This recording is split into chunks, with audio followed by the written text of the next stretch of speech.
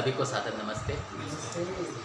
हम योग दर्शन का स्वाध्याय कर रहे हैं। कल हमने योग दर्शन के तीसरे सूत्र को पूर्ण किया था और चौथे सूत्र को उसकी भूमिका और थोड़ा सा उसको देखा था। आज हम तीसरे सूत्र को संक्षेप में बता के चौथे सूत्र पर अपना ध्यान केंद्रित करेंगे। तीसरे सूत्र में हमने देखा था तदा द्रष्टु स्वरूप अवस्थानम। जब योगी असंप्रज्ञात समाधि में पहुंच जाता है तब उसकी जो है दृष्टा की स्थिति कहाँ होती है? अपने स्वरूप में होती है। जब जीवात्मा आत्मा और परमात्मा के स्वरूप में स्थित हो जाता है, जो संप्रज्ञात समाधि उसमें तो आत्मा स्वरूप में, और जो असंप्रज्ञात समाधि उसमें परमात्मा स्वरूप में उसकी स्थिति होती है। ये हमने देखा था। फिर इसके बाद अगले सूत्र में हमने देखा था कि जो योग से विपरीत अवस्था है यानी व्युत्थान दशा है, उसमें मनुष्य की वृत्ति कहाँ रहती है? मनुष्य की स्थिति कहाँ होती है? आत्मा की स्थिति दृष्टा की संसार में होती है। यानी उसको उन्होंने कहा था, इसकी अवतरणिका पड़ी थी कि व्युत्थान चित्ते तो सती तथापि भवन्ति न तथा। यानी ये जो तदा द्रष्टु स्वरूप अवस्थानम जो कहानी कि जब तब आत्मा की स्थिति परमात्मा में होती है, दृष्टा के स्वरूप में होती है, उससे वही स्थिति होते हुए भी व्युत्थान चित्ते यानी व्युत्थान चित्त जब होता है, जब हम योग से विपरीत दशा में होते हैं, उस समय भी वैसी ही रहती हो तो, किंतु वैसी हमको प्रतीत नहीं होती। क्यों? कथम तरही? तो दर्शित विषयत्वात्, क्योंकि आत्मा उस समय चित्त में देखता रहता है और उसमें जो दिखाया जा रहा चित्त द्वारा वही वो देखता रहता है। जैसी वृत्ति चित्त में उठती वैसा ही उसको अनुभव होता है, वो वैसा ही अपने को समझता है। इस सूत्र को कहा था महर्षि व्यास ने कि वृत्ति सारूप्यम इतरत्र। महर्षि पतंजलि ने इस सूत्र में कहा कि वृत्ति सारूप्यम इतरत्र। इतरत्र यानी उस योग से विपरीत दशा में, व्युत्थान दशा में किस स्वरूप वाला होता है जीवात्मा? वृत्ति के स्वरूप वाला, यानी वृत्ति के समान वाला। तो इसको हमने देखा था। महर्षि व्यास ने इसका भाष्य किया था। व्युत्थाने यानी व्युत्थान दशा में यास चित्त वृत्तय तद अविशिष्ट वृत्ति ही पुरुष। जैसी चित्त की वृत्तियाँ होती है वैसे ही वैसी अविशिष्ट है, उसी के समान जो है पुरुष होता है। जैसी वृत्तियाँ होती वैसा ही पुरुष अपने आप को समझता है, आत्मा अपने आप को वैसा ही समझता है। तथा च सूत्रम, ऐसा सूत्र भी दिया था अपन ने पंचशिख आचार्य का। एकमेव दर्शनम ख्यातिरेव दर्शनम। इसका यहाँ पे ये भाव लिया है कि एक ही दर्शन होता है, जीवात्मा केवल एक ही चीज़ देखता है। क्या? ख्याति। जो चित्त में जो ज्ञान हो रहा है वही वो देखता रहता है, उसी को वृत्ति कहते हैं। अब वृत्ति को हम थोड़ा डिटेल आज समझेंगे। इसमें फिर आगे महर्षि व्यास जी कहते हैं चित्तम अयस्कांत मणिकल्पम। चित्त कैसा है? अयस्कांत मणि के समान। अयस कहते हैं लोहे को, तो अयस्कांत मणि कहते हैं चुंबक को। चुंबक होता ना, उसके समान होता चित्त। कैसे? सन्निधि मात्रोपकारी। सन्निधि मात्र से ही उपकार करता है। जैसे चुंबक सन्निधि यानी किसी के संपर्क में आते ही, जैसे लोहे के संपर्क में आते ही नहीं उसको जो है गतिशील कर देता है, अपनी ओर आकर्षित करता है, वैसे ही ये चित्त भी जीवात्मा को आकर्षित करता है। इसने क्या कहा आगे? सन्निधि मात्र उपकारी, उपकार करता है। सन्निधि मात्र से ही उपकार करता है, क्योंकि ये जो चित्त परमात्मा ने बनाया ना, ये इसीलिए बनाया कि जीवात्मा का उपकार हो। ये चित्त जीवात्मा को परम लक्ष्य मोक्ष की ओर ले जाता है। लेकिन वो कहा है ना, मन ही शत्रु है और मन ही हमारा मित्र है। ये चित्त, इसमें अगर हम इसके अनुसार चलेंगे तो ये हमें जो है डुबो देगा, और अगर हम चित्त को कंट्रोल करके मन को अपने नियंत्रण में करके चलेंगे तो यही हमें मोक्ष की ओर ले जाएगा। गीता में भी कहा है ना, मन एव मनुष्याणाम कारणम बंध मोक्षयो। ये मन ही मनुष्यों के बंधन और मोक्ष का कारण है। तो ये मन जो है परोपकारी है हमारे लिए, सन्निधि मात्र से उपकार करता है। यानी हमारा इससे संपर्क होता है और ये हमारे लिए कार्य करना शुरू करता है। ये हमें भोग देता है, हमको दृश्य दिखाता है, हमको सारे जो भी भोग हम करते हैं, चाहे वो नेत्रों से देखने का हो, चाहे जिह्वा से स्वाद लेने का हो, चाहे जो भी हम पांचों इंद्रियों से जो भोग करते हैं वो मन में ही हमको अनुभूत होता है। तो ये मन हमारा क्या है? चित्त क्या है? उपकारी है, सन्निधि मात्र से, यानी कि केवल जुड़ते ही वो हमको उपकार करना शुरू कर देता है।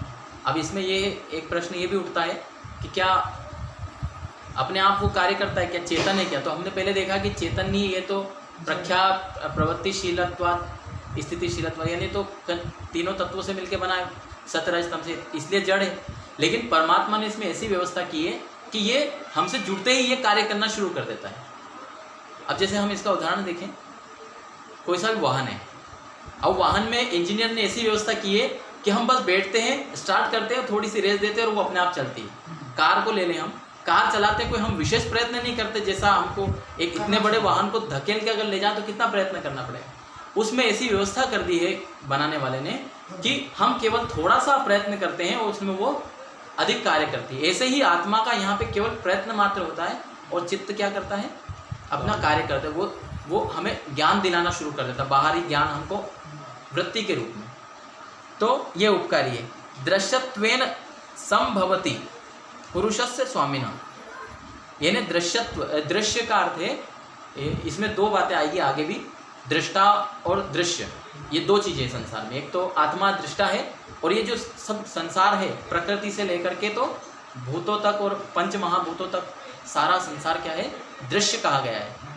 वो आगे 18वां सूत्र भी आएगा उसमें, दूसरे पाद में, प्रकाश क्रिया स्थितिशीलम भूतेन्द्रियात्मकम भोगापवार्गार्थम दृश्यम, दृश्य का स्वरूप वहाँ बताया। तो ये दृश्य यानी कि मन बुद्धि इंद्रियां भी दृश्य हैं और पंचभूत भी दृश्य हैं और ये सारा संसार भी हमारे लिए दृश्य है। दृष्टा जिसको देखता है, जिसको भोगता है, वो दृश्य है। तो यहाँ पर मन हमारा क्या है, दृश्य बनता है और आत्मा क्या है, दृष्टा है। तो वो स्व बन जाता है हमारा मतलब हमारा जिसको कहते हैं स्वस्वामी। स्व यानी जो हमारी चीज़ है वो, ये हमारा बन चुका है और हम इसके स्वामी हैं। स्वभवती पुरुषस्य स्वामिना, पुरुष क्या बन जाता है, स्वामी बन जाता है। पुरुष स्वामी का स्व बन जाता है, ये कह रहे हैं। तस्मात् चित्तस्य वृत्ति बोधे, इसलिए चित्त वृत्ति का, इसलिए चित्त वृत्ति बोधे यानी चित्त वृत्ति के बोध में, ये जो चित्त वृत्ति का जो बोध होता है, जो दृश्य रूप में जो ज्ञान हमको मिलता है, वो क्या है, पुरुषस्य अनादि संबंधो हेतु, पुरुष के अनादि संबंध से, यानी पुरुष का इससे अनादि संबंध है। आत्मा का इस दृश्य से, दृष्टा का दृश्य से अनादि संबंध है। लेकिन अनादि मतलब ये नहीं, वो महर्षि दयानंद जी ने अनादि के दो प्रकार बताए।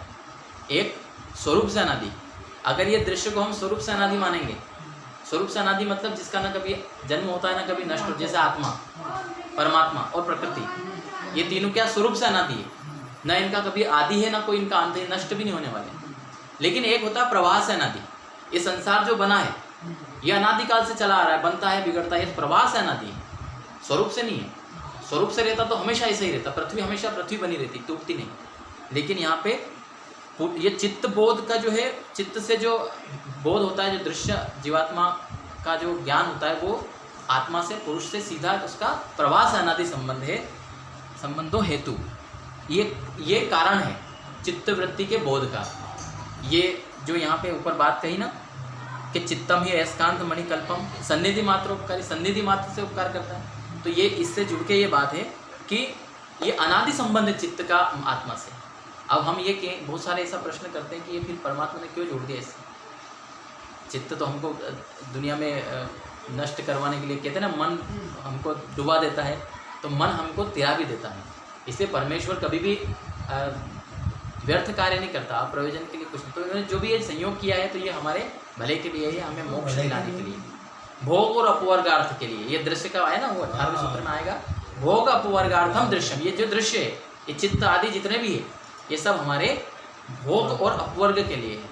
ठीक है, तो यहाँ पे ये हमारा सूत्र का भाष्य पूरा होता है। भोग में भोगो भाई, हाँ, भोग भोगने के लिए है संसार। हाँ हाँ, यजुर्वेद में कहा है, हाँ, तेन त्यक्तेन भुंजित, इन संसार को भोगो लेकिन त्याग भाव से। अब यहाँ पर एक जो है प्रश्न है वृत्ति के बारे में। शरीर दिया है, तो ये शरीर दिया है, तो ये भाई इसको जो भोजन भी चाहिए, पानी भी चाहिए, हवा भी चाहिए, सारे साधन चाहिए। हाँ, तो ये इसलिए परमेश्वर ने संसार की रचना की। तो ये भोग दृश्य का ये मन का और सबका यही। तो अब एक विषय है, थोड़ा सा समय क्या है अपना, कितना 10 मिनट हुआ है। ठीक है, तो अब हम थोड़ा सा शंका समाधान करते हैं इस विषय पे। ये शंका हमेशा बनती कि वृत्ति क्या है। यहाँ पे हमने पिछले सूत्र में भी पढ़ा, दूसरे सूत्र में पढ़ा, योगश्चित्त वृत्ति निरोध, वृत्तियों का निरोध करना, चित्त की वृत्तियों का निरोध करना। ये सब हम लगातार पढ़ते आ रहे हैं। और यहाँ भी हमने पढ़ा कि वृत्ति सारूप्य में तरत्र, यानी जीवात्मा वृत्ति के स्वरूप वाला होता है। तो ये वृत्ति है क्या? एक सामान्य रूप से तो हम समझ रहे हैं कि वृत्ति यानी जो हमको ज्ञान हो रहा है, जो चित्त में हम देख रहे हैं। तो वृत्ति का तात्पर्य है, वृत्ति शब्द हम समाज में भी प्रयोग करते हैं कि इनकी क्या वृत्ति है, ये क्या वृत्ति करते हैं, मतलब आज जीविका वृत्ति, व्यापार, इनका क्या व्यापार है। तो सबका जो व्यापार होता है उसको उनकी वृत्ति कहा जाता है। तो यहाँ चित्त का जो व्यापार है उसको वृत्ति कहा जा रहा है। चित्त का क्या व्यापार है? चित्त का व्यापार है कि वो हमको जो है शब्द, रूप, रस, गंध आदि जितने भी विषय उन सबका ज्ञान करवाता है, ये उसका व्यापार है। तो चित्त दो तरह से कार्य करता है। इसमें आचार्य सत्यजीत जी कहते हैं और सभी विद्वान कहते हैं कि चित्त की दो प्रकार की वृत्तियाँ होती हैं, एक ज्ञानात्मक वृत्ति और एक क्रियात्मक वृत्ति। इन्हें चित्त यदि ज्ञान करवा रहा है हमको, आत्मा को, तो वो उसकी वृत्ति कौन सी, उसका व्यापार कौन सा होगा? ज्ञानात्मक व्यापार। और दूसरी है क्रियात्मक व्यापार, जो चित्त क्रिया करता है वो क्रियात्मक व्यापार। जैसे अभी अपन जब अध्ययन करते जाएंगे, आगे बढ़ेंगे, तो हमको पता चलेगा कि ये प्राण क्या है, कि ये हमारा जो अंतःकरण है ना, मन, बुद्धि, चित्त आदि, इन सब का क्या है? सामान्य वृत्ति है। ये सामान्य करण वृत्ति कहा है इसको, प्राण को। तो ये प्राण क्या है? एक प्रकार से हमारा जो कार्य करता है ये चित्त ही करता है। ये जो श्वास लेना छोड़ना, ये 5 प्राण जो है ना, उनका जो है नियमन यूँ कहते हैं कि चित्त के द्वारा ही होता है। तो चित्त उस प्रकार से क्रियात्मक वृत्ति करता है, यानी जो हम श्वास ले रहे हैं, छोड़ रहे हैं, ये जो प्राणों का व्यापार चल रहा है, ये भी चित्त के माध्यम से ही चल रहा है। तो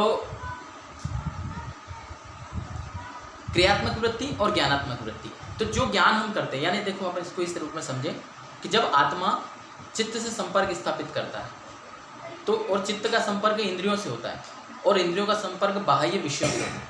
तो बाहरी विषय, जैसे अभी आप मुझे देख रहे हैं, मैं आपको देख रहा हूँ, तो ये जो विषय जा रहे हैं, रूप का विषय जो जा रहा है, ये वाणी जो जा रही है, शब्द का विषय जा रहा है, ये हमारे नेत्रों से और कर्ण इंद्रियों के माध्यम से अंदर जा रहा है, ये मन तक पहुँच रहा है और मन में जीवात्मा इनको अनुभव कर रहा है। ये जो पहले कहा ना, एकमेव दर्शनम ख्यातिरेव दर्शनम, इसका यही मतलब है कि जीवात्मा केवल मन को देखता है, ये बाहर नहीं देख रहा है। हम जो ये बाहर देख रहे हैं ना, ये परमेश्वर की देखो क्या लीला है कि हम तो चित्त में ही देखते हैं, लेकिन हमको वहाँ ऐसा दिखाई दे रहा है जैसे हम बाहर देख रहे हैं। आत्मा ऐसा अनुभव कर रहा है जैसे हम बाहर देख रहे हैं, स्पष्ट ऐसे लग रहा है ना हमको। कभी हमने विचार नहीं किया कि आत्मा तो भीतर है, वो बाहर कुछ भी नहीं कर सकती, वो केवल इंद्रियों के माध्यम से उस ज्ञान को चित्त में देखती है। तो जो इंद्रिय दिखाती है वो चित्त में आत्मा को ज्ञान होता है। देखो अब हम यहाँ देख रहे हैं, बाहर कोई अंधेरा है तो हमको अंधेरा दिखाई दे रहा है, भीतर बाहर कोई व्यक्ति खड़ा है तो हमें व्यक्ति की वृत्ति दिखाई दे रही है। वहीं कोई पेड़ का या कुछ ऐसा हो कि वो व्यक्ति तो नहीं है, लेकिन हमको दिख रहा है कोई व्यक्ति है। जैसे कभी कभी किसी को भूत दिखाई दे जाते हैं ना, वो वही है कि वो वृत्ति बन जाती है अंदर। आत्मा को वही ज्ञान हो रहा है कि सामने कोई भूत खड़ा है या कोई व्यक्ति खड़ा है, जबकि वहाँ कुछ ऐसा नहीं है। रस्सी देखी और रस्सी से सांप का, उसको सांप ही दिखेगा, क्योंकि आत्मा को क्या दिखेगा? वृत्ति, चित्त ने क्या दिखा दिया वहाँ पे? सर्प दिखा दिया। तो आत्मा तो केवल चित्त में देखता है। तो इसका मतलब ये है कि हम अगर चित्त की वृत्तियों को रोक देंगे तो बाहरी सारा व्यापार रुक जाएगा। जब योगी समाधि में जाते तो बाहर क्या हो रहा है, घटना घट रही, उसको हम सामान्य रूप से हम भी अगर किसी एक विषय पे एकाग्र होते हैं तो अन्य घटनाएं हमें दिखाई नहीं देती, न सुनाई देती। तो ये है चित्त वृत्तियों का स्वरूप। हम चित्त की वृत्तियों को देखते हैं। तो चित्त की वृत्तियाँ क्या है, कितने प्रकार की है, ये अगले सूत्र में आएगा। तो हम चित्त की वृत्तियों को कल और विशेष रूप से समझेंगे। अभी समय हो गया, ठीक है। तो आज का पाठ हम यहीं तक रखते हैं। आज हम इसके आगे कल देखेंगे। तो वृत्ति का और स्वरूप कल विशेष रूप से हम समझेंगे और कितने प्रकार की वो भी समझेंगे, ठीक है।